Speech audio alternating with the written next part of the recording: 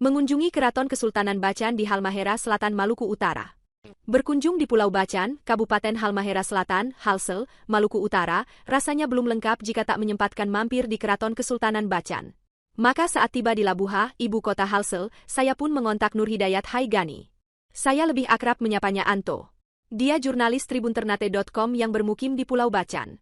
Dengan bantuan Anto, saya diantar naik sepeda motor ke Keraton Kesultanan Bacan di Desa Amasing Kota, Kecamatan Bacan.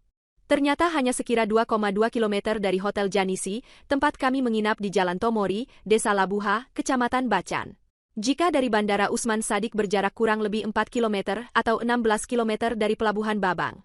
Langit cerah saat kami tiba di keraton ini, Selasa, 8 Oktober 2024 siang.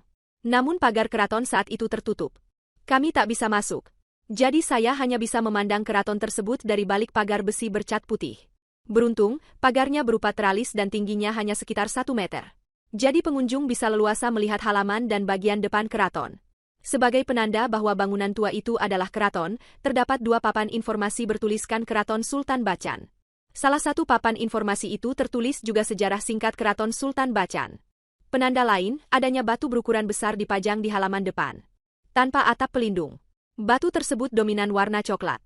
Salah satu sisinya terlihat bekas pecahan. Warnanya hijau. Itulah batu Bacan yang terkenal, ujar Anto menjelaskan batu yang sempat banyak diburu para pecinta batu akik. Katanya, beratnya 1,5 ton. Ditemukan di Desa Palamea, Pulau Kasiruta. Menurut catatan sejarah, awalnya Kesultanan Bacan berdiri sejak 1322 Masehi di Pulau Makian. Khawatir ancaman letusan gunung berapi Kie Besi, keraton dipindahkan ke Pulau Kasiruta. Baik Pulau Makian maupun Pulau Kasiruta saat ini masih tercatat dalam wilayah administrasi Halsel. Di Pulau Kasiruta, Keraton Kesultanan Bacan bertahan hingga 4 sultan memerintah. Barulah setelah itu Keraton Kesultanan Bacan pindah ke Pulau Bacan hingga sekarang. Meski pusat pemerintahannya berada di Pulau Bacan, namun wilayah kekuasaannya disebut hingga daerah Papua Barat. Kesultanan Bacan banyak berperan dalam proses masuknya Islam di bumi Papua.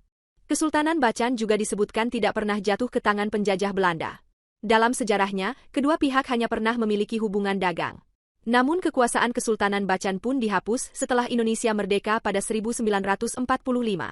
Peninggalan Kesultanan Bacan yang masih tersisa hingga saat ini adalah bangunan keraton yang kami kunjungi ini. Bangunan keraton tersebut sekilas mirip rumah tinggal biasa. Namun gaya arsitekturnya masih menunjukkan gaya bangunan kolonial Belanda. Bisa dilihat pada bagian atap dan jendela bangunan tersebut.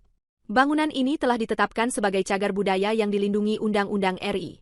Saat ini Kesultanan Bacan dipimpin Dede Muhammad Irsyad yang dinobatkan sebagai Sultan Bacan ke-22 pada 29 April 2024. Bergelar Sultan Muda Dede Muhammad Irsyad Maulana.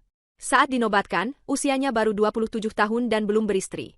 Ia adalah putra dari Abdurrahim Muhammad Geri Ridwan Shah, Sultan Bacan ke-21 yang meninggal pada 27 Oktober 2023 di Ohio, Amerika Serikat.